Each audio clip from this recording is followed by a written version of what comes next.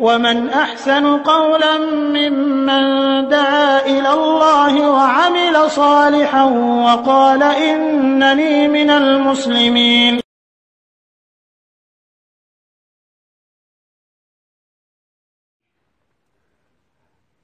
ওয়ালাইকুম আসসালাম রহমতুল্লাহি ওয়া বারাকাতুহু। এক মুহতারাম ভাই আনোয়ার ভাই সিঙ্গাপুর থেকে প্রশ্ন করে জানতে চেয়েছেন যে আসলে পুরুষের বীর্য এটা হালাল না হারাম, বা পবিত্র না অপবিত্র। সুন্দর প্রশ্ন, যেটা আমাদের সামাজিকভাবে এটার খুবই প্রয়োজন। অনেক সময় এ ধরনের অধ্যায় অথবা অঘটনগুলো ঘটে যায় যে আসলে পবিত্র না অপবিত্র। প্রথম কথাই হচ্ছে, এটা অপবিত্র হওয়ার ব্যাপারে কোনো দলিল নেই, অর্থাৎ এটা পবিত্র এটাই আলেমগণ বলেছেন। যে যেটা বীর্য, যেটা মানে প্রচণ্ড উত্তেজনার পরে যেটা বেরিয়ে আসে, সেটাই হলো আসলে বীর্য। তো এই বীর্যটা মানে হারাম নয়, এটা হালাল। মানে হালাল বলতে এটা হচ্ছে পবিত্র, অপবিত্র নয়।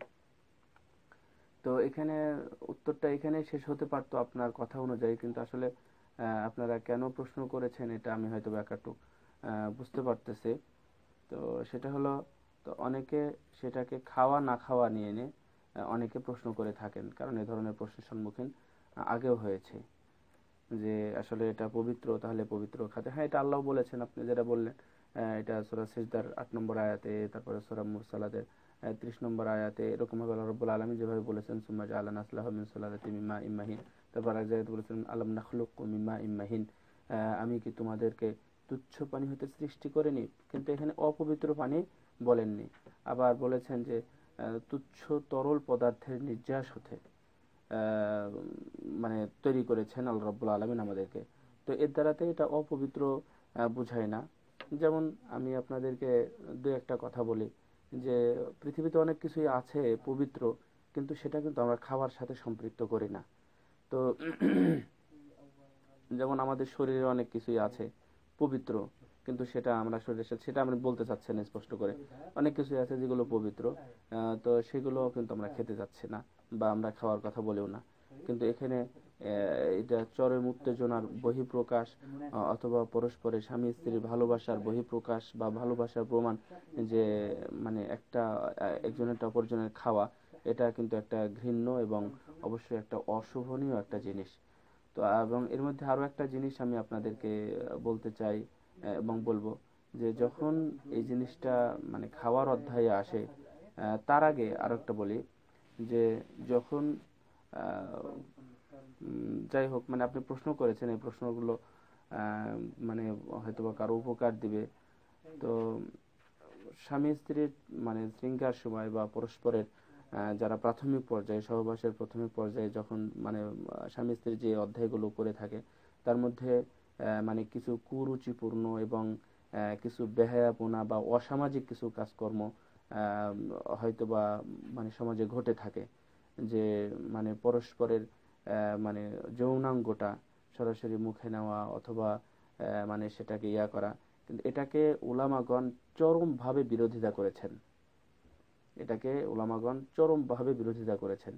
মানে যেমন আমি কয়েকটা শুধু কথা বলি, যে মুখ এমন একটা জায়গা যেখান থেকে আল্লাহর কালাম বের হয়, আর আপনি যেখানে মানে আপনার মুখটা আগিয়ে দিচ্ছেন, সেটা এমন একটি জায়গা যেখানে হাত স্পর্শ করলেই অজু ভেঙে যায়।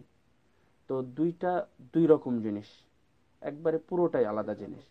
যেখান থেকে আল্লাহর কালাম বের হয়, আপনি সালাতের দোয়াগুলো পড়েন, মানুষের সাথে ভালো কথা বলেন, কিন্তু আপনি এমন একটা জায়গাতে যেখানে স্পর্শ করতেছেন, সেখানে গেলে আপনার মানে হচ্ছে কি বলবো এটাকে, মানে অজু ভেঙে যায় যেখানে হাত দিলে। সেখানে আমি এই পবিত্র মুখ সেখানে আমি কিভাবে নিয়ে যেতে পারি। আর এই আচরণটাও কিন্তু পশুর আচরণের মতো, মানে যেটা মানুষের আচরণের সাথে সম্পৃক্ত না। সাথে সাথে আরো একটি বিষয় হলো যে এটা হচ্ছে মানে খারাপ অধ্যায় বা খারাপ হিসাবে যারা পরিচিত সমাজে, এটা হচ্ছে তাদের মানে খারাপ মানুষদের অভ্যাস, বা তাদেরকে নিষিদ্ধ পল্লীর সদস্য বলা হয়, এই সকল ব্যক্তিদের অভ্যাস। তারপরে আরো কিছু পয়েন্ট আকারে বিভিন্ন আলেমগণ এ বিষয়ে কথা বলেছেন, তো সুতরাং সেদিকে যাওয়াই উচিত নয়। তো এইখানে যাওয়ার আরো একটা সবচেয়ে বড় যেটা কারণ না যাওয়ার, তা হলো এই বীর্য আসার পূর্ব মুহূর্তে যে বিষয়গুলো মানে আমরা অনুভব করি বা আমরা বুঝতে পারি, এটা হচ্ছে হারাম। এটা হচ্ছে অদি বা মুদি যেটাকে বলা হয়, এবং এই পেশাব ও এটা দুইটা একই রকম হারাম, এবং এটা হচ্ছে মানুষের জন্য অস্বাস্থ্যকর, সুস্বাস্থ্যের জন্য এটা হচ্ছে ক্ষতিকর। সুতরাং সেই দিকে আমাদের মানে ধাবিত হওয়া উচিত নয়, এবং এটা অবশ্যই এটা আমাদের উচিত নয়। কারণ আমি আবার বলি, সেটা হলো এর মধ্যে যেটা বীর্যের আগে যেটা আমরা লক্ষ্য করি, এই জিনিসটা আমাদের জন্য হারাম। এটা হচ্ছে খাওয়াই হারাম, বা মুখে নেওয়াই হচ্ছে হারাম, খাওয়া হারাম আর কি, মুখে নেওয়ার কথা বলবো না, এটা হচ্ছে খাওয়াই হারাম। আর দ্বিতীয়ত বিষয় হচ্ছে যে যখন এই যে বীর্য খাওয়ার অধ্যায়টাতে আসে, তখন ওরেরও কিছু অংশ হয়তোবা থেকে যায় যেটা আমরা নিশ্চিত না। তো যদি আপনি এই বীর্যটা খাওয়ার দিকে আসেন, কারণ পবিত্র অপবিত্র বলছেন এটাই লক্ষ্য করে, যদি সেটাও মানে খাই, তাহলে ওর মধ্যে সেই মুজি বা ওয়াদি এখানে থাকতে পারে। সুতরাং এখান থেকে আমাদেরকে অবশ্যই বেঁচে থাকতে হবে। আল্লাহ রাব্বুল আলামিন আমাদেরকে যেন বেঁচে থাকার তৌফিক দেন। তবে এখানে আরো একটা বলি যে